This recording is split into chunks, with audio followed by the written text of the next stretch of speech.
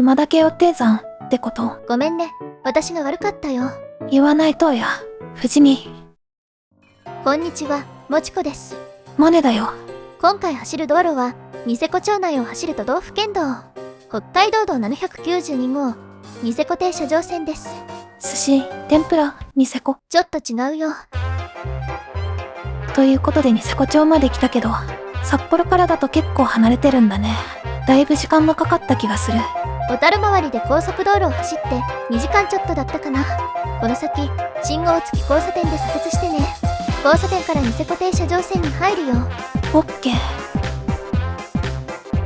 この道路はね、ニセコ町内にある JR 北海道のニセコ駅までの道路なんだけれども、羊蹄山がとても綺麗に見られる道路でもあるんだよ。羊蹄山？そう、羊蹄山とか真っ赤岳とか尻部市羊蹄山とか蝦夷富士とか。何が？山の名前だよ。羊蹄山の別名ってこと？多すぎじゃない？どこぞの欲張りセットじゃあるまいし。まあ歴史的な経緯とかがあるのだけれども、正式名称としては真っ赤岳。一般的には羊蹄山として親しまれているよ。それでいいんだよ、もちこ。たくさん紹介されても私覚えられないからね。あ、うん。その羊蹄山っていつ見れるのかな？さっきの交差点で一瞬見えていた山なのだけれども、駅に行って戻ってくる時に見られるよ。おう、ということは乾燥する直前ってことね。そういうこと。まあいずれこの道路からは見づらくなるだろうから、しっかりとその光景を覚えておくんだよ。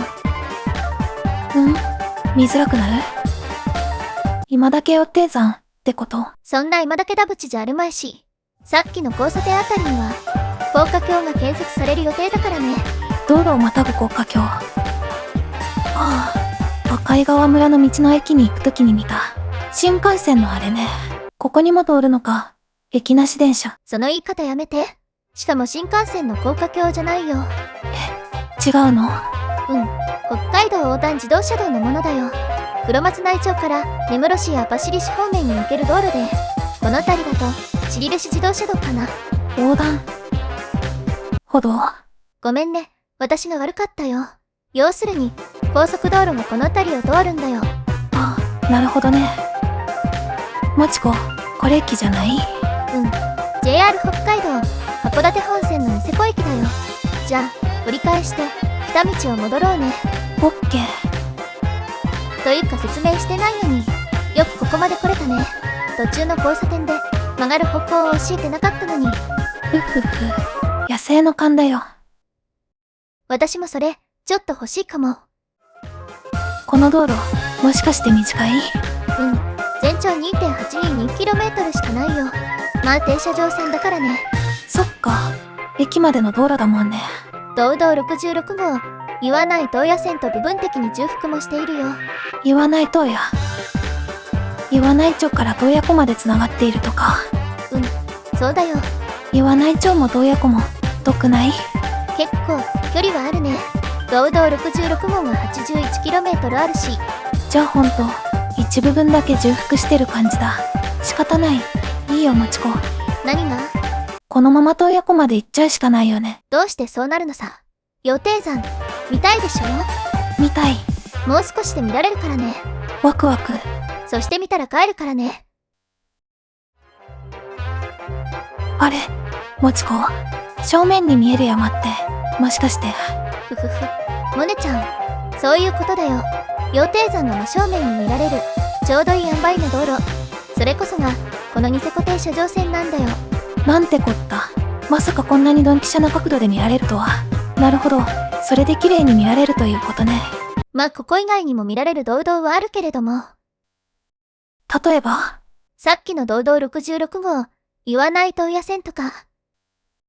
これだけ大きい山なら、そりゃ他にも見られる道路はあるよね。ちなみに直前で曲がった信号付き交差点だけど、あの辺りの住所はニセコ町富士見と言うんだよ。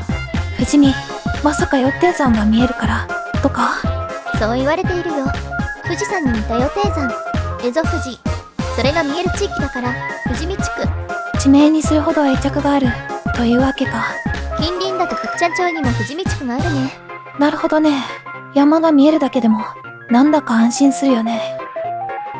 クマがいないこと前提だけど。まあそれは、という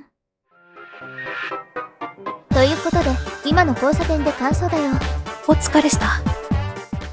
以上、北海道道792号、ニセコ停車場線でした。いや、羊蹄山、すっごい綺麗だったね。